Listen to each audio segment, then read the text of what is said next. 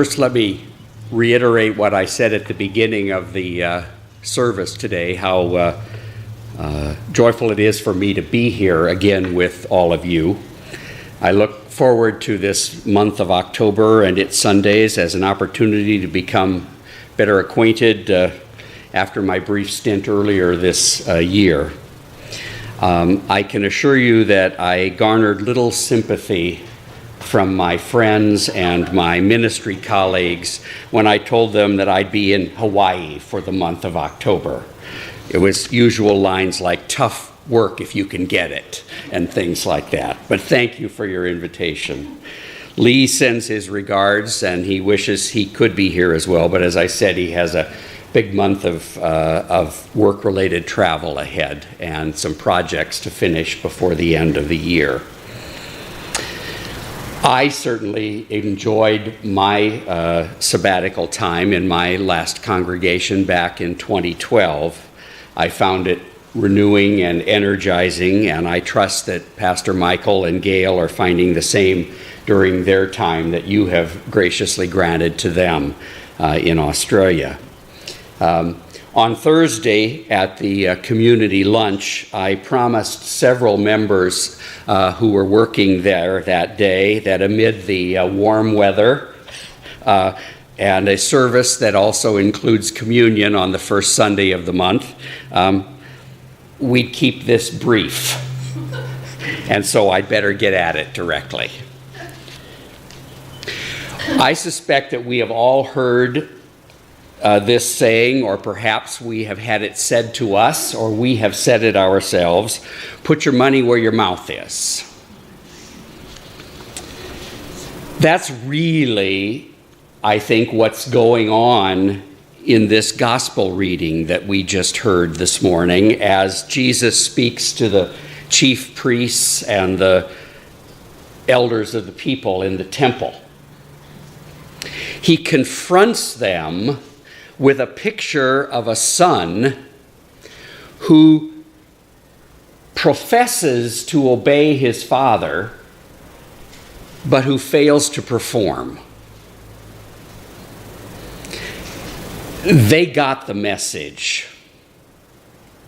Jesus hardly had to spell it out for them.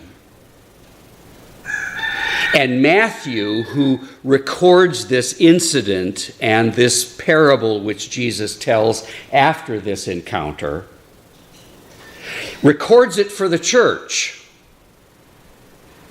so that we might not miss it. Even the tax collectors and the harlots who make no profession of obedience, Jesus said, would enter the realm of heaven before these chief priests and elders. And just so we're getting ourselves ready as the year kind of comes to an end in November, this parable of the two sons is sort of an advanced reading, almost a barometric reading, if you will, on a storm that will burst out in Matthew's gospel in chapter 23 that gets covered before the end of the church year. And so in a fury that's almost unsurpassed, it's a little like the cleansing of the temple, where that was a physical thing when Jesus encountered them and turned over the tables. This is sort of a verbal assault that Jesus makes in the temple. He lets the chief priests and the scribes have it as he condemns their preaching without practice. Promises, promises. They really don't mean very much, do they, without performance?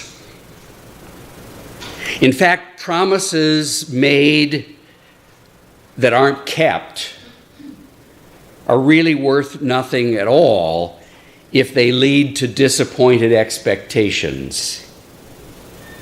Do you remember that other incident where Jesus laid into that fig tree that didn't have any fruit? By the way, I checked this one out, but the chickens beat me to the only two on there. Okay. But Jesus tells this parable to the chief priests and the elders, but there were a lot of other folks listening. And Matthew records this story so that the church will understand too. So it's meant for all religious people in all time, especially for us good professing Christians, reminding us that what really matters is performance, not promise. Jesus is saying here, take a good look at yourself. And let's stop fooling ourselves. God sees through all the ingenious ways we have of saying, I go, sir, and then never get around to it. We're masters at willing, but not doing. Sometimes we're even good at appearing to do without really doing anything at all.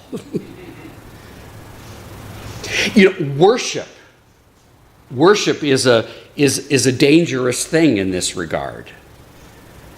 Because a worship service like this one is chock full of all kinds of chances for us to sing and shout and respond to God, I go, sir. So that by the time the benediction is pronounced, we maybe are deluded into thinking we've already gone. We love to sing, oh, Jesus, I have promised, or we will be true to thee till death, or recite the creeds, or sing and say amen, which always means so be it. Benedictions send us out to love and serve God and others. Yeah, we say I go, sir, all the time. But have we gone? This isn't to suggest at all that there's anything wrong with our hymns or our creeds and our blessings. It's just a reminder to us that when we say, I go, sir, that doesn't mean we've gone. At least not yet. And now I have to speak personally as a minister for over 40 years. Maybe this parable should be read at every ordination service. Because the failure of the second son is one of the most contagious occupational hazards and risks of ministry.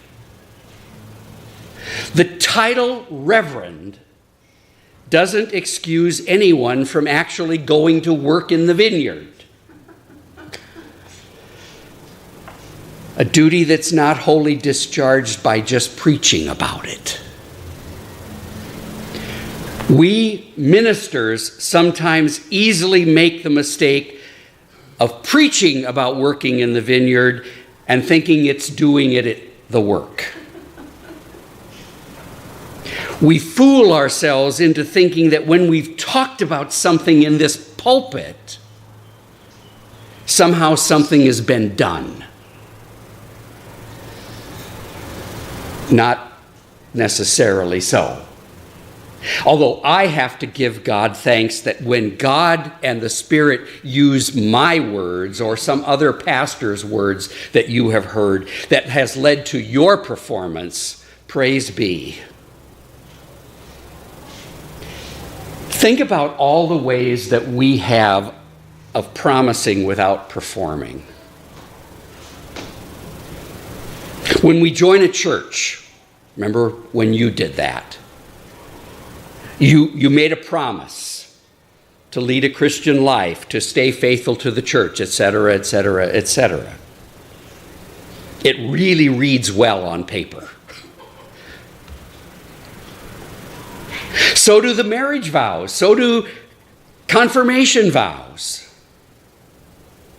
But in this parable, Jesus is saying that seeing and doing is believing.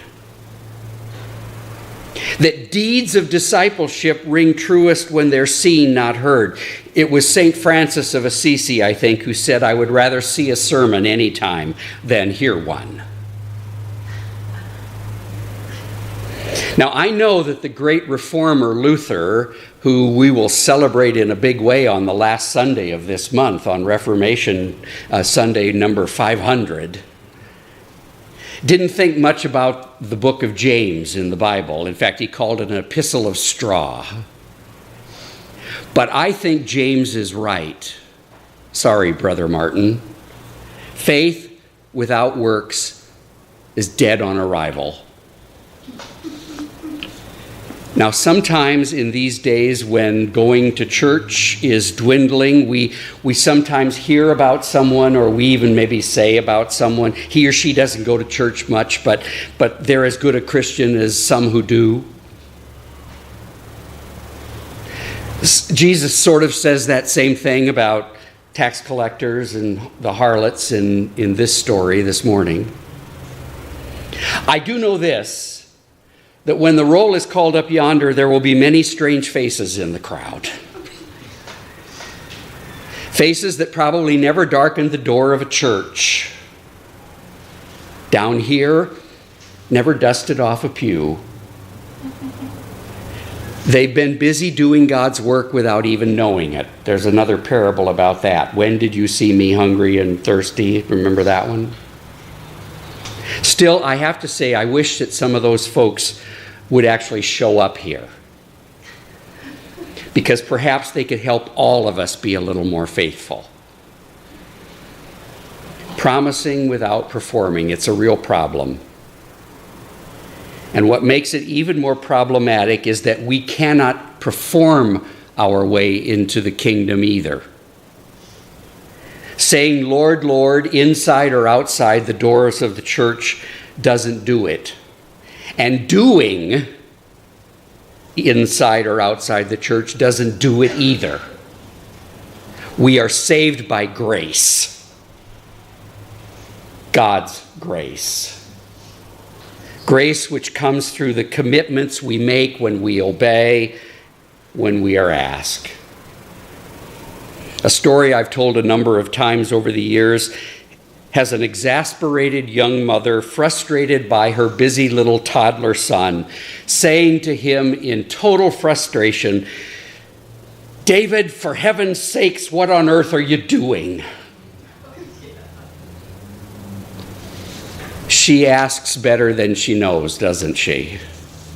That's our question. For heaven's sake, what on earth are we doing? There is no time in this life for saying, "I go, sir," and then not going. Like the first son in the parable, what matters is going and doing. Today, as we feast with Christians around the world at Christ's table, may we find here something so worth living that the question of whether we obey the call when it comes is never a debate in our mind.